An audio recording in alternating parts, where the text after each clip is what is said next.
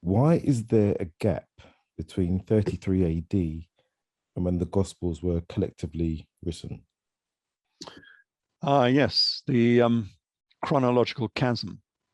That's because these events actually happened in AD 60s, AD 70.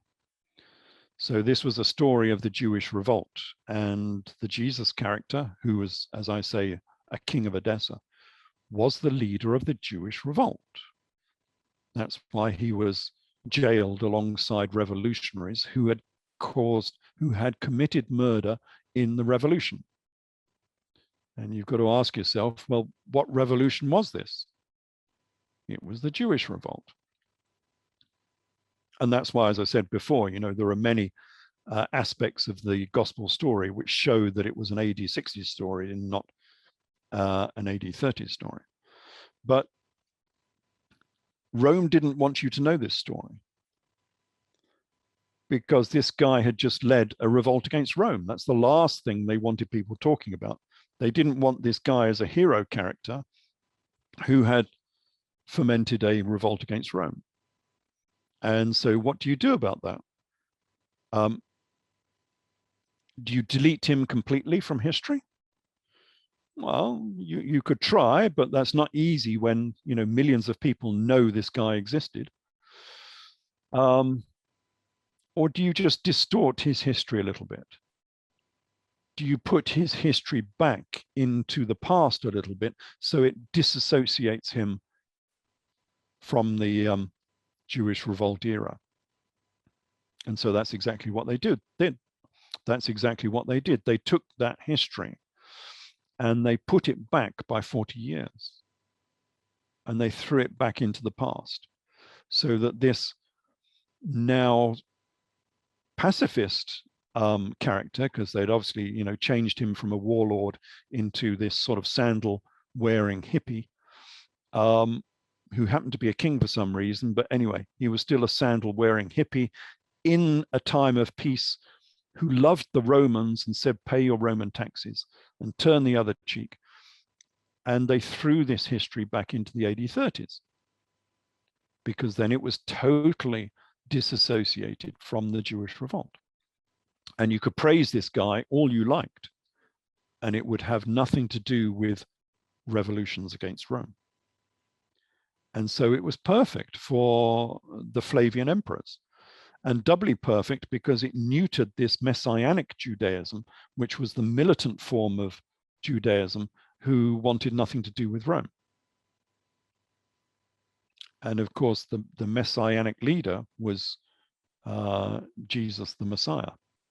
He was a messianic leader whose disciples included zealots, Simon Zelotes, and Sicarii, Judas Iscariot, the very sort of pinnacle of the zealots, of the messianic forces who were fighting against Rome. And so it was a very, very effective technique. And it was so effective that, nobody's known about this for nigh on 1800 years or more. Nobody's known that this is what Rome did, that they took this history and they put it back by 40 years. So you'd have no idea it was anything to do with the Jewish revolt. And it worked perfectly. Nobody to this day, apart from people who have read my books, would know that there's this 40-year chronological chasm in the story. So would that go some way to explain why the Gospels don't agree on the life events of Jesus? Yes, because any history of the first century in Judea has this problem. Because if anything that they're writing about, any of the chroniclers from that era, whether they're Roman, Syriac, or biblical, if they're writing about this era and they have anything to do with the Jesus character, they come across this chronological chasm. And it's very difficult to deal with it, because if you're mentioning anything to do with the Gospels, it has to be in the AD 30s. But you know all of the events and the characters that it's talking about are actually AD 60s characters. And so it distorts the whole of the history. And so you get a lot of repetition. What's happened? You get this duplication and of events and characters. And Lena Einhorn, she wrote a book on this, I forget. She took a lot of the history that I'd written back in 1997, and she made a graphical display of it.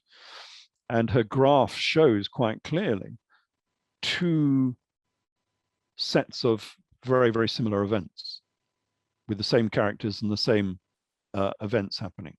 And one of those blocks of events is in the AD 30s, late AD 20s, early AD 30s, and the other block of events is in the late AD 60s. And it's quite obviously a duplication. And it's happened because if you were talking about, I don't know, Ananias, the high priest or something, well, you might know that this guy was an AD 60s character, but you've got to say it's an AD 30s event because you know it's connected with a biblical story, and the biblical story has dictated that all of these events happened in the AD 30s. And so it's distorted the whole of history, which is why it becomes very difficult to interpret. However, there's a truism here that if you look for the Jesus character in the AD 30s, you will never find him, which is why nobody has found the historical Jesus, because they're all looking in the wrong era. You cannot find this guy. But if you look in the AD 60s, it's pretty obvious he's there, because now you're picking up the correct history and you can see who this guy is.